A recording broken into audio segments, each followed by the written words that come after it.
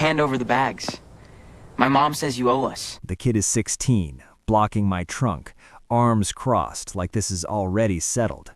I set the groceries down slowly on my own driveway. Son, you want to think very carefully about what you just said. Or what?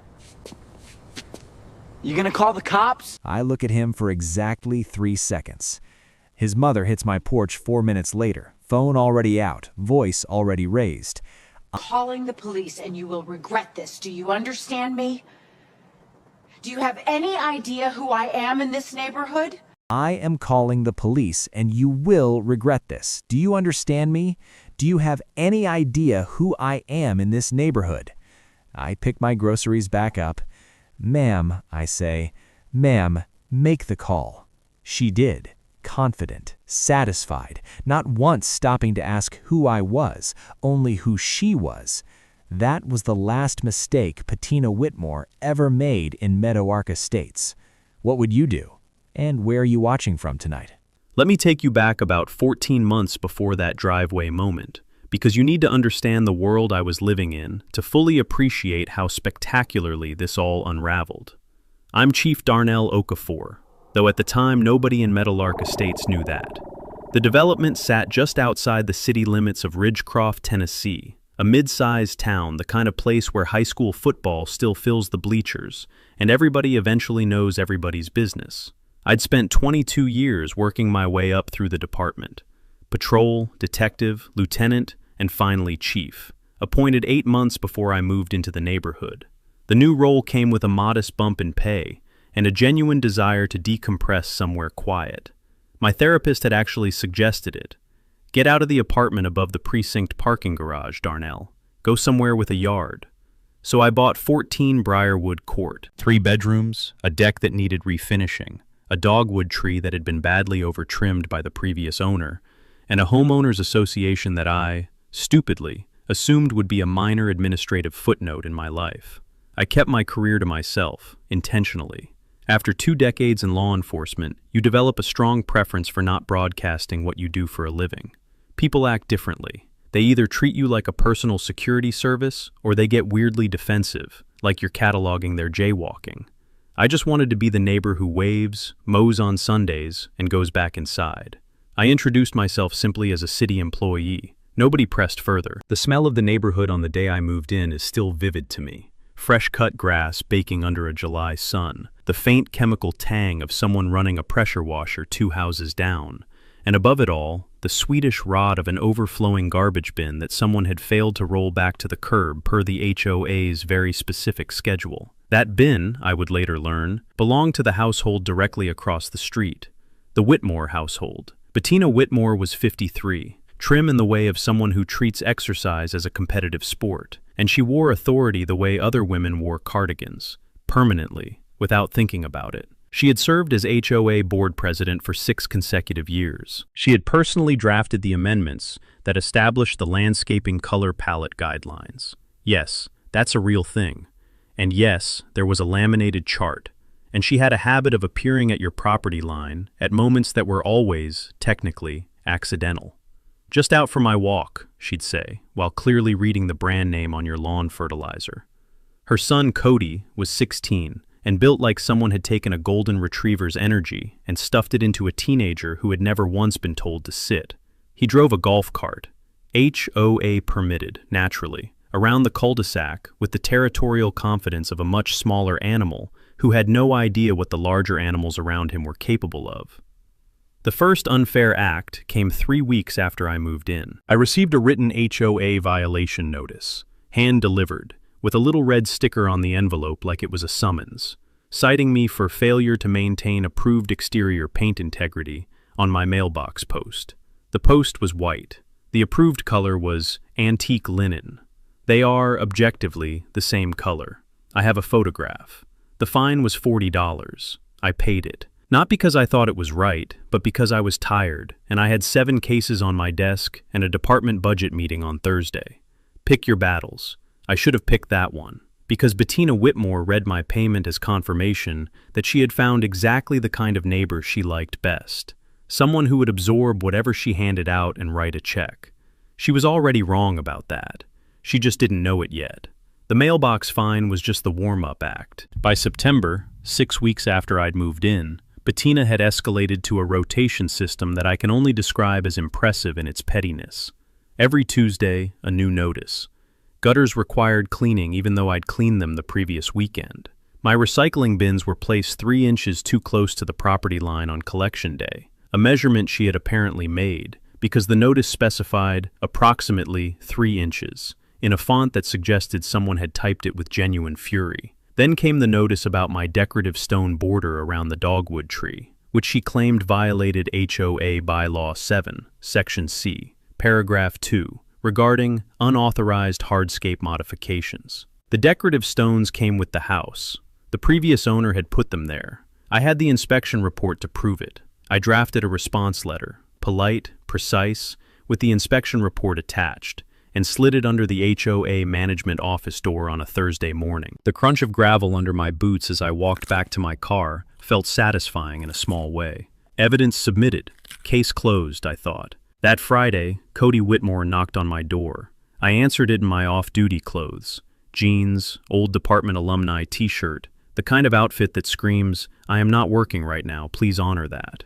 Cody was standing on my porch with the golf cart parked behind him, one hand on the door frame like he owned the place, smirking the specific smirk of a kid who has been told, repeatedly, that his mother runs this neighborhood, and that makes him adjacent to royalty. "My mom says your letter has a lot of mistakes in it," he said. I waited. "She also says you have a leak under your driveway expansion joint that's violating the stormwater runoff code. She's going to file with the county." The expansion joint. I actually had to look that up later. It's the small gap between a driveway and the public sidewalk, designed to allow concrete to flex without cracking. Mine was functioning perfectly. But stormwater runoff code sounds technical and threatening if you don't know anything about civil infrastructure, which Bettina had correctly guessed I might not. She guessed wrong. 16 years earlier, I'd worked closely with the County Public Works Department on a water contamination case that required me to learn, in exhaustive detail, exactly how municipal stormwater systems work. I told Cody to have his mother send me the specific code citation in writing. He blinked.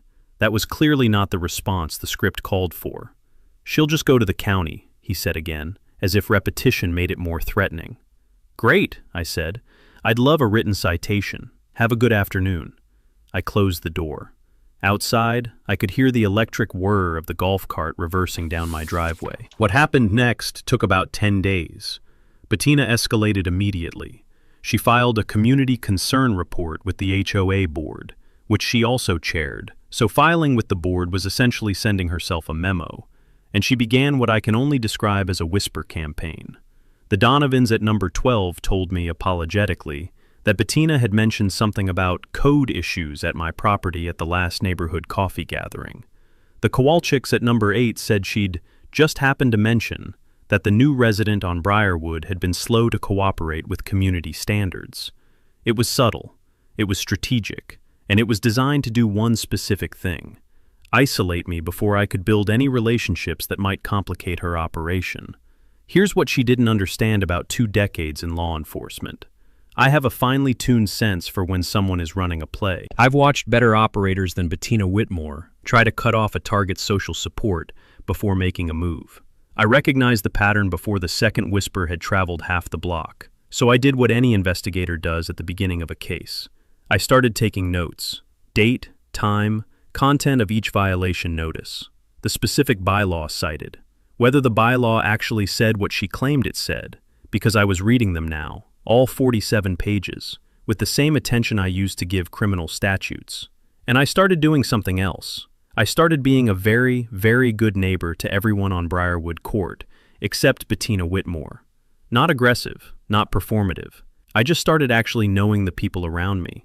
By mid-October, I knew that the Donovans' oldest daughter had just gotten into the pre-med program at UT Knoxville. I knew that the Kowalczyks had a pipe issue under their front walk that they'd been afraid to address because Bettina had told them any exterior work required HOA pre-approval and a 6-week review period. I knew that 3 other residents had received notices they privately believed were retaliatory, but hadn't pushed back on because they were afraid.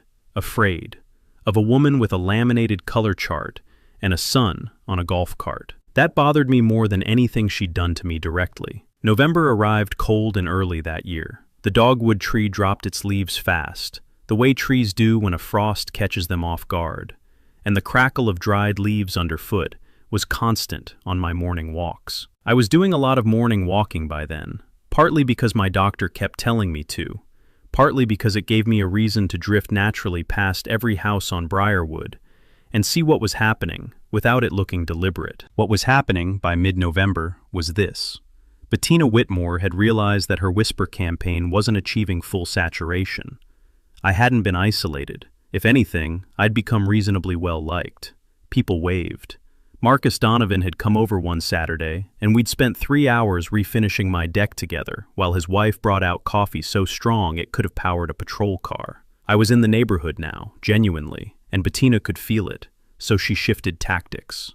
The HOA held a board meeting every second Thursday of the month in the community room of the development's small clubhouse, a building that smelled perpetually of dry erase markers and the ghost of someone's reheated casserole.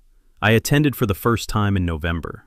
I sat in the back row in a quiet jacket and watched Bettina run the meeting like it was a small principality. She had the gavel. She set the agenda. She recognized speakers and declined to recognize others with a smoothness that was genuinely impressive. She also introduced under new business a proposed amendment. Any resident flagged for 3 or more violations within a calendar year would be subject to a mandatory HOA audit of their property, an in-person inspection by the board's designated representative, which was, naturally, Bettina. I had received 3 violation notices. The timing was not coincidental. After the meeting, when most residents had filtered out to the parking lot, I stopped at the folding table where the HOA management company's local representative, a tired-looking man named Philip Greer, who commuted from 3 towns over, was packing up a rolling briefcase. "Quick question," I said. "That amendment, for it to take effect this calendar year, what's the approval process?" Philip looked grateful that someone had asked him a direct question. 2/3 board vote plus 30 days public comment period. So if it passed tonight, which it did, earliest enforcement would be January 15th. I thanked him. January 15th. 6 weeks. I wrote it down. 2 days later, the incident with the groceries happened for the first time. I say first time because it happened twice, escalating each time, which tells you everything you need to know about how Bettina's household operated. I'd driven back from the Ridgecroft Fresh Market. 4 bags, mostly produce, a rotisserie chicken that was going to be dinner for 2 nights, and as I was pulling them out of the trunk, Cody appeared at the edge of my driveway. He did that thing teenagers do where they materialize somewhere without you seeing them arrive. "Hey," he said, "we need those." I looked at him over the top of the grocery bags. "Those bags," he said, with a slight impatient gesture, as if I was being slow. "My mom said to come get 'em, you know, because of what you owe." The audacity was so complete that for a moment I just stood there in the cold, rotisserie chicken smell rising from the bag, trying to determine if this was actually happening. What I owed. To Bettina Whitmore, expressed as groceries. "Walk me through what I owe," I said. He got a little flustered. The script, apparently, hadn't anticipated a question. Just the stuff. The HOA stuff. My mom handles it. "Okay," I said, "then your mom can come talk to me directly." I picked up my bags and went inside. Through the front window, I watched him stand in my driveway for about 45 seconds, clearly reconsidering his options, then golf cart his way back across the cul-de-sac. Bettina was on my porch 11 minutes later. She was dressed for the cold in a fleece with the HOA logo embroidered on the chest. Yes, the HOA had embroidered fleeces. She'd had them made. And she had the particular energy of someone who had spent the drive over rehearsing what they were going to say. "Mr. Okafor," she began, "I think we need to get some things straight about your obligations to this community." I invited her in. I made coffee. And I listened to 22 minutes of Bettina Whitmore's theory of what I owed her, which boiled down to, she was the authority here. I had been a problem since day one, and the proper thing to do would be to cooperate with her audit and stop making things difficult.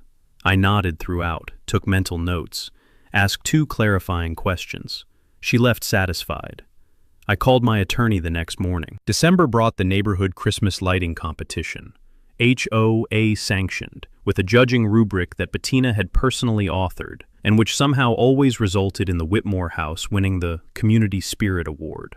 The streets of Meadowlark Estates twinkled after dark, and the smell of wood smoke drifted between houses on cold evenings. It felt, on the surface, like a peaceful place to live. Underneath it, the current was picking up speed. My attorney, a woman named Cecily Farr, who had spent 14 years in municipal and property law, and who had the cheerful, organized energy of someone who genuinely enjoys finding the load-bearing crack in a flawed legal structure, had reviewed the HOA governing documents over a long weekend. She called me on a Monday morning. "Okay," she said, before I'd even finished my coffee. "I found 3 things.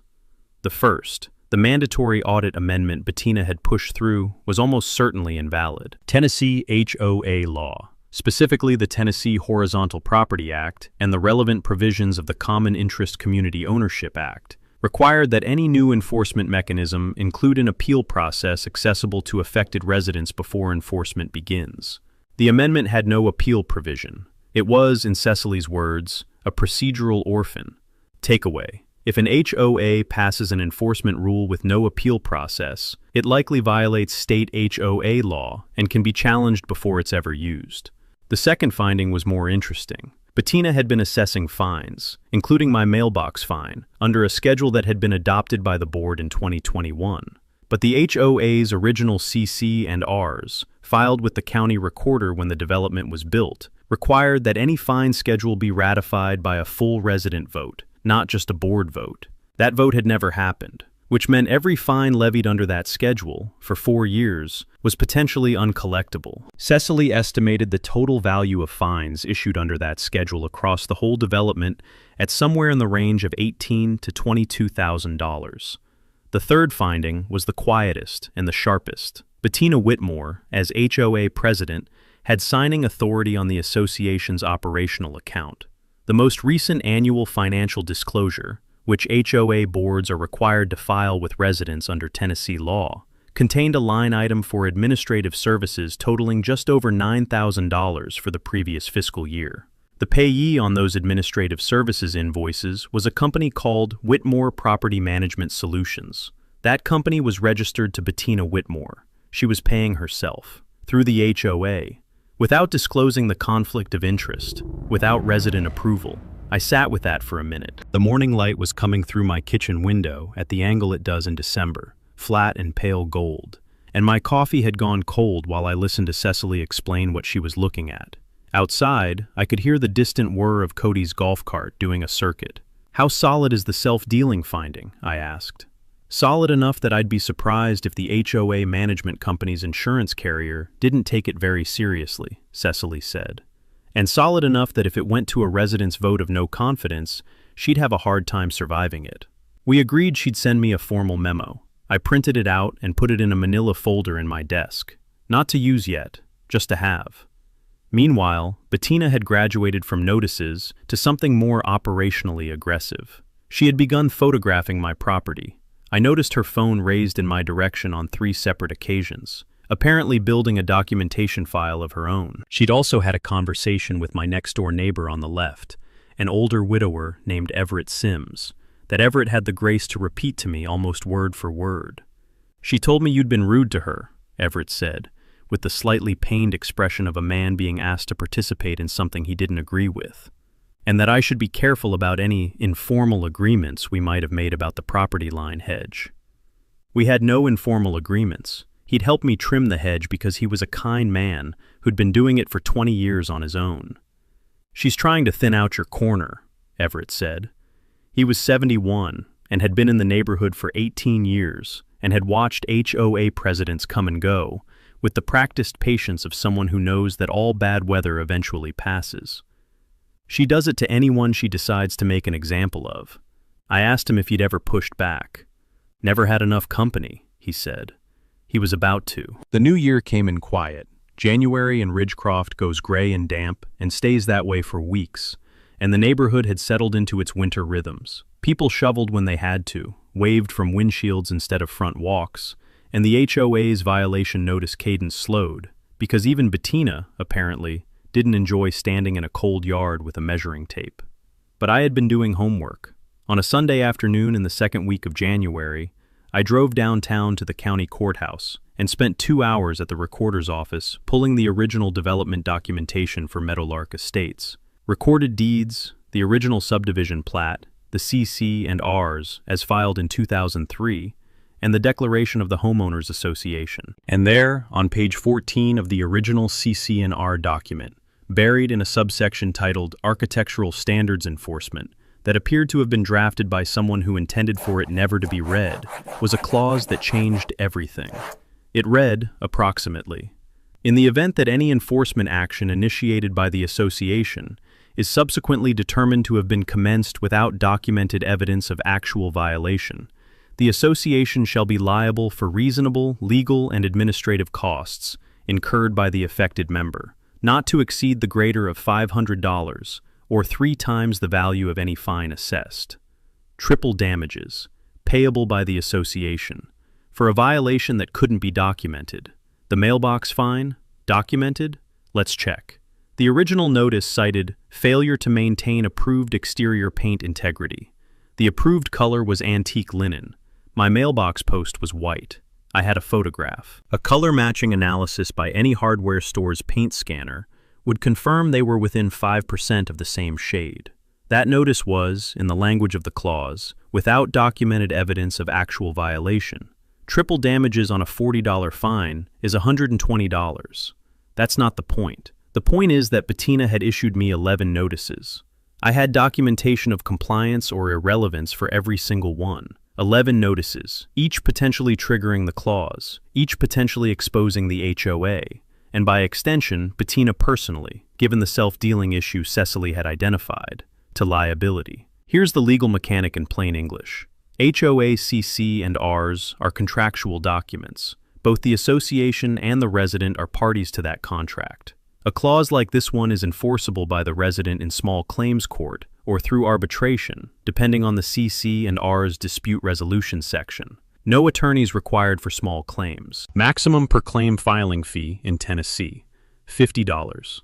Takeaway: always pull the original CC and R document from the county recorder, not the board's version, which may be edited, because original recorded language often contains protections that subsequent boards quietly stop mentioning.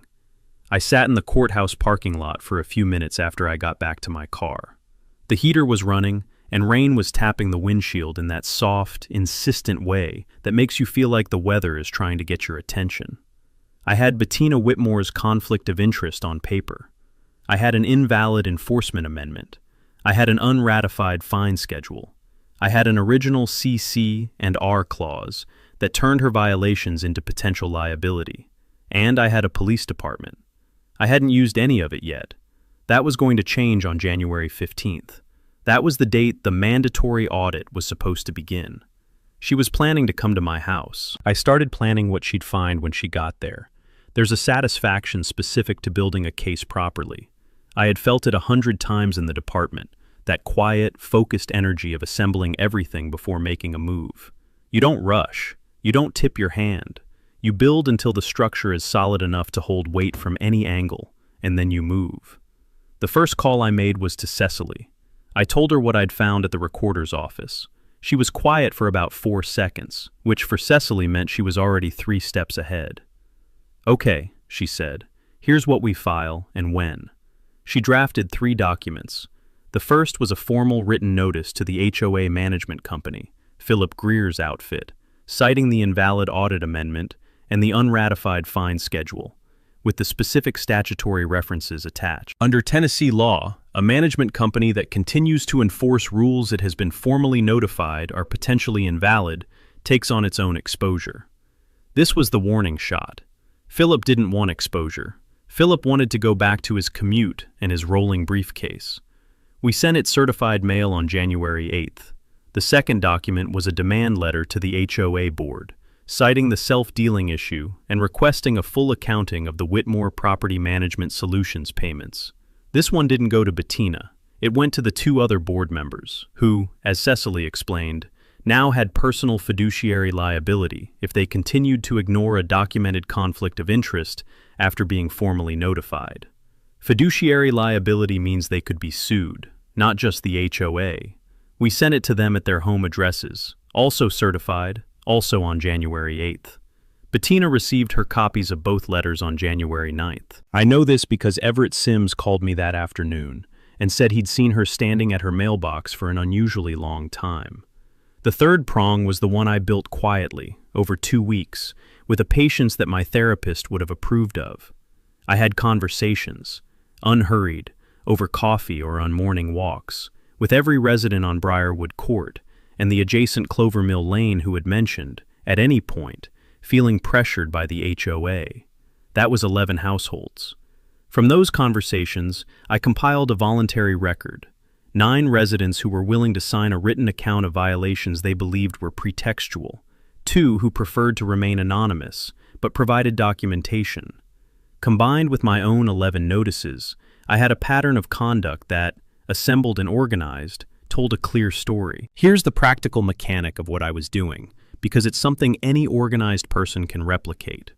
Under Tennessee HOA law, residents have the right to petition for a special meeting of the full membership if they gather signatures from at least 10% of the development's eligible members. Meadowlark Estates had 174 units. 10% was 18 signatures. I had 9 willing to sign publicly. I needed 9 more. I got them in the first 2 weeks of January, from households on streets Bettina had never bothered to cultivate. People whose names never showed up in her meetings because she'd never seen them as threats. The Osei family on Clovermill had been paying a fine for 2 years on a shed that predated the HOA's own formation. A retired teacher named Millicent Vance had a written warning about wind chimes, that she'd simply never appealed because she didn't know she could. 18 signatures became 23. I filed the petition for a special membership meeting on January 12th. Under the C&Rs, the meeting had to be held within 30 days. That set the timeline. January 15th, Bettina's audit day, would now occur 3 days after she received official notice that a special meeting had been filed. The audit, the meeting, and Cecily's letters would all be active at the same time. Different fronts, different pressures, same target. The final piece was the most direct. 2 days before January 15th, I called my department's non-emergency line and left a message for the duty sergeant, my duty sergeant, explaining that I had reason to expect an unauthorized entry attempt at my property on that date, and that if anyone called requesting law enforcement response to my address on the 15th, he should personally ensure that I was notified before any unit was dispatched. I didn't say why. He didn't ask. 20 years of working together means a lot of questions don't need to be asked out loud. I refinished the last board on my deck that evening. The wood was cold, and the polyurethane smelled sharp in the night air. And somewhere across the cul-de-sac, the Whitmore house lights were on in every room. Let them stay on. I was ready. January 10th and 11th were the days Bettina spent trying to dismantle what she didn't fully understand yet. She started with Philip Greer. She called his office. I found this out later through Philip himself, who was by this point somewhat relieved to have a reason to talk to the least confrontational party in the situation, and demanded he disregard Cecily's letter on the grounds that Bettina, as board president, had authority over all HOA management decisions. Phil told her that once a formal written notice, citing statutory liability, had been received, he was required by his company's E&O insurance policy to document his response and could not simply disregard it. She apparently used the word ridiculous 4 times in a 7-minute call. Then she went to the 2 other board members. Gerald Fitch and Diana Pruitt had been on the board for 3 and 5 years respectively, and both of them operated on roughly the same political logic. Bettina did the work. Bettina made the decisions. They showed up and voted yes. That had been a comfortable arrangement, right up until certified letters arrived at their homes, documenting that a conflict of interest had been ongoing under their watch, and that they had been formally notified. Gerald called Cecily's office and asked, politely, nervously, whether there was any way to resolve this quietly. Diana Pruitt did not call anyone. She reportedly began attending her sister's church in a neighboring county that week, which suggested she'd concluded that strategic absence was her best option. Bettina then made what I consider the defining error of the whole episode. She called someone she shouldn't have, a man named Terrence Boyle, who ran a private property inspection service in the county and who had done work for the HOA management company before. She hired him, apparently, to perform an independent inspection of my property and produce a report documenting violations before the 15th, documentation she could use to justify the audit before a potential legal challenge. Terrence Boyle showed up on my street on January 13th. He walked my property line slowly, phone raised, making notes. He was professional about it, stayed on the public easement, never stepped on my grass, documented the expansion joint, the gutters, the landscaping stones. He spent about 20 minutes. What he couldn't have known, and what Bettina certainly didn't know, was that 2 months earlier, in November, I had applied for and received a certificate of compliance from the county's Building and Zoning Department, covering my entire property. The certificate, which any property owner can request, documents that the property meets all applicable codes as of the inspection date. It cost $60 and took about 45 minutes of a county inspector's time. Takeaway: if you're in an ongoing dispute with an HOA or municipality over alleged code violations, request a formal certificate of compliance from the relevant county authority. It creates an official record that supersedes a private board's assertion of violation, and it's often surprisingly inexpensive. Whatever Terrence Boyle reported back to Bettina, she apparently found insufficient because she escalated again. On the morning of January 14th, the day before the scheduled audit, I received a hand-delivered letter from Bettina, not typed, handwritten, which told me something about her emotional state. It accused me of orchestrating a campaign of harassment against the association, demanded I withdraw the petition for the special meeting, and stated that if I did not comply by 5 p.m. that day, she would be forced to contact law enforcement regarding threatening and obstructive behavior. I photographed the letter. I sent the photograph to Cecily. I went for a walk. The threatening and obstructive behavior, for the record, was requesting a special meeting of HOA members, retaining an attorney, and filing documents at the county courthouse, all of which are legal rights of a property owner in the state of Tennessee. Here's what I knew that Bettina did not. In 22 years of law enforcement, I have processed a lot of calls that were made by people in her exact situation. People who believe they are powerful, right up until the moment the structure they thought they controlled turns out to be facing the other direction. They always call the police at this stage. It's the last lever they think they have. The call was coming. I'd told my sergeant, and I had one more thing to prepare before she made it. I called a reporter. Her name was Joellen Pask, and she covered municipal affairs for the Ridgecroft Courier. We'd had a professional relationship going back 7 years, and when I told her I had something she'd want to see on the morning of January 15th, she said she'd be there. I gave her my address. I gave her a parking spot. Everything was in place. January 14th, 5 p.m., came and went. I did not withdraw the petition. At 5:23, I received a text from a blocked number containing only the words, "Last chance." I forwarded it to Cecily, who added it to the file. That evening, 3 things happened that I only reconstructed afterward from various accounts. First, Bettina called an emergency session of the remaining willing board member. That was just Gerald Fitch, since Diana Pruitt was still at her sister's church, and the two of them passed a resolution reaffirming the audit's legitimacy. A 2-person board cannot constitute quorum for most HOA decisions under Tennessee law, but they apparently decided to try. Second, Cody was dispatched to canvass the street, knocking on doors and telling neighbors that I had been issuing false legal threats against the HOA, and that anyone who'd sign my petition should be aware of the risks.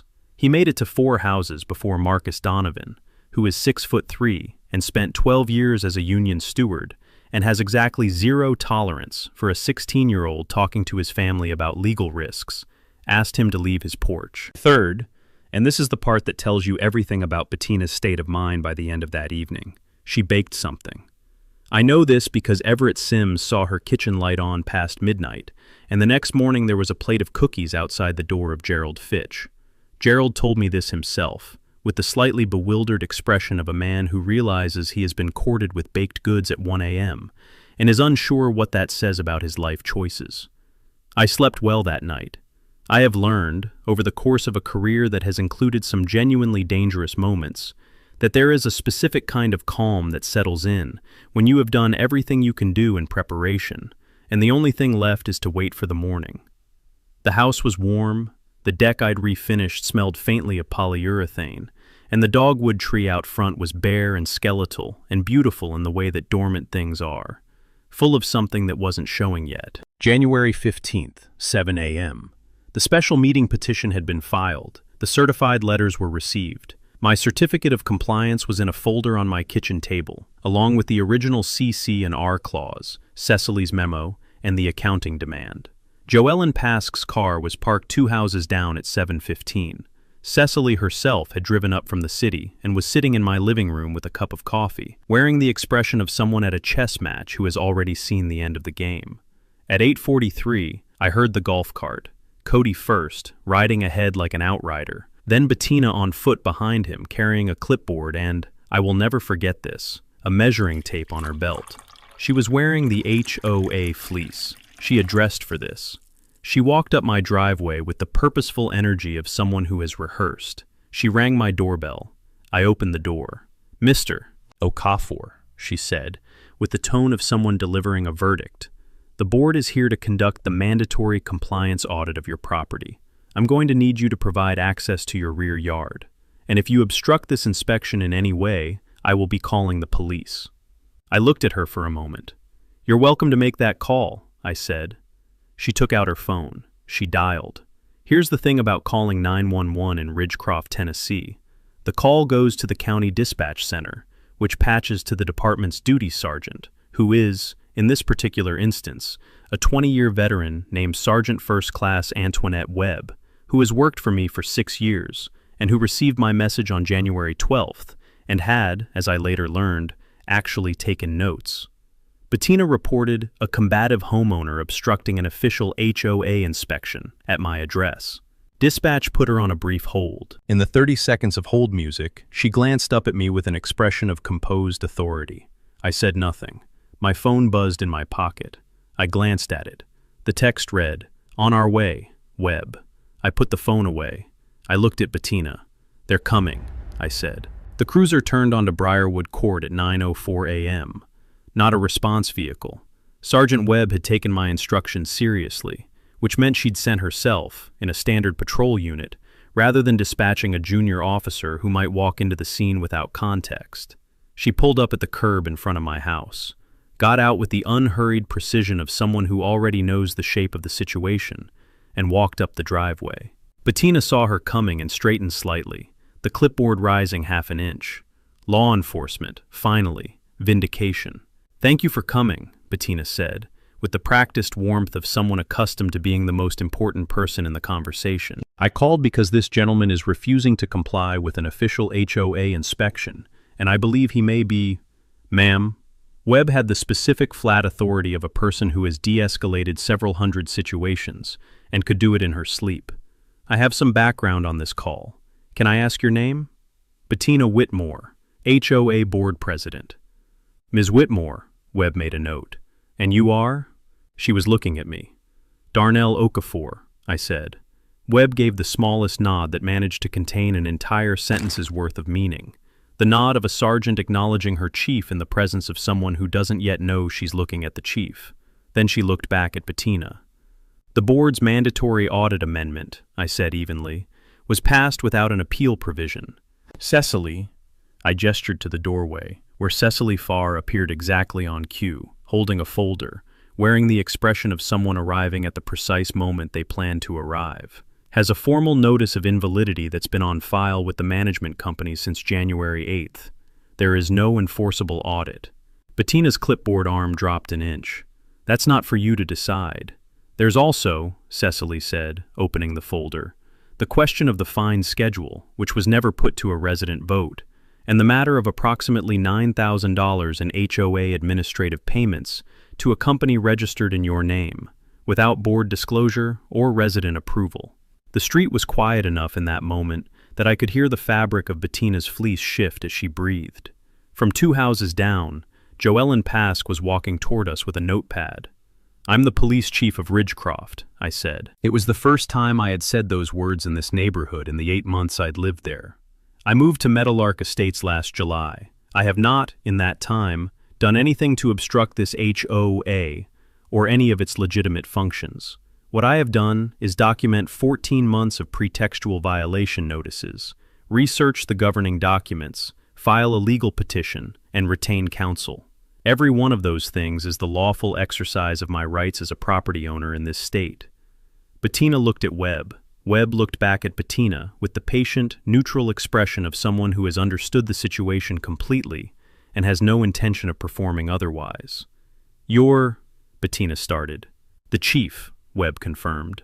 Cody, on the golf cart at the edge of the driveway, had gone very still in the way of a person reassessing an enormous number of recent decisions simultaneously.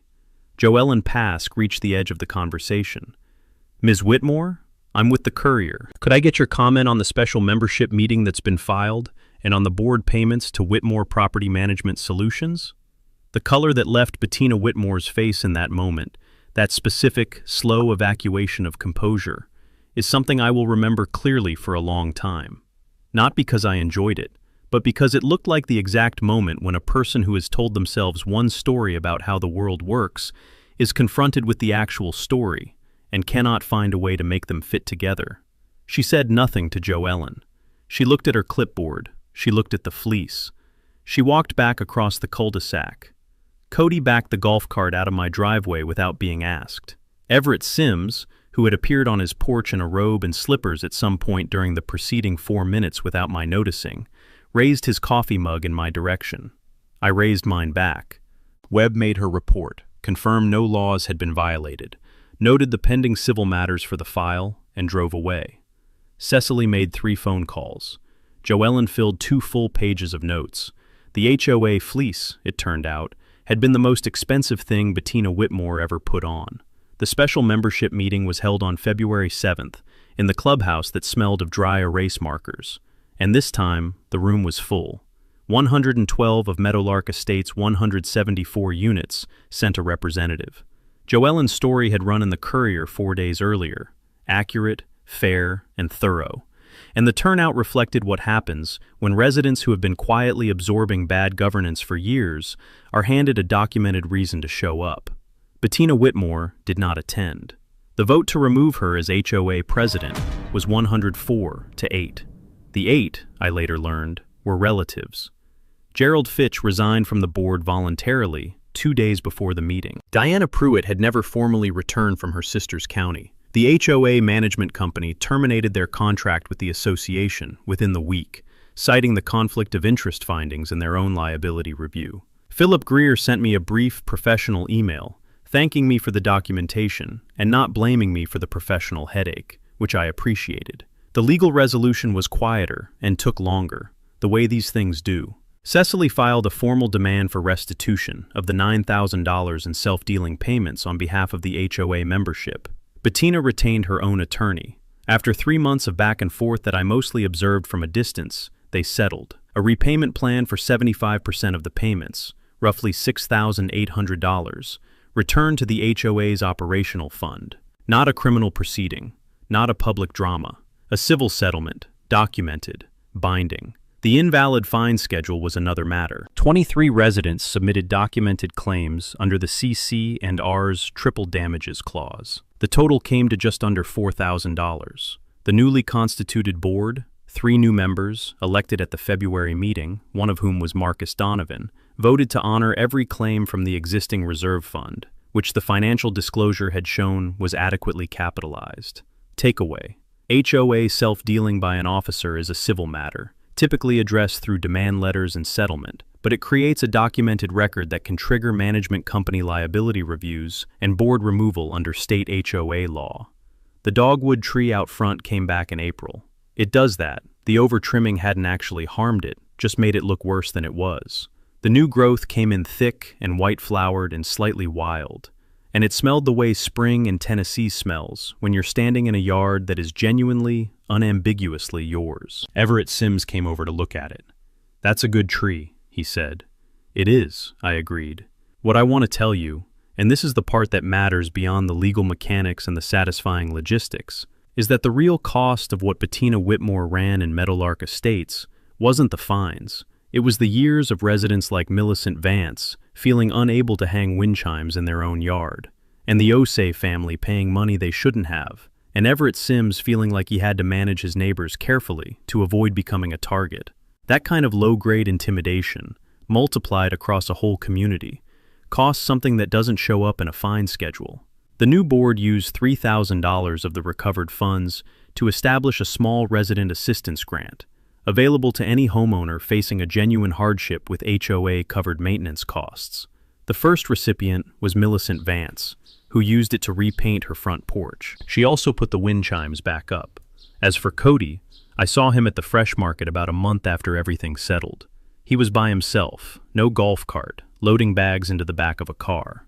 He saw me. He looked like he was calculating whether to say something. He settled on, "Hey." "Hey," I said, and that was that. He's 16. He was following his mother's script.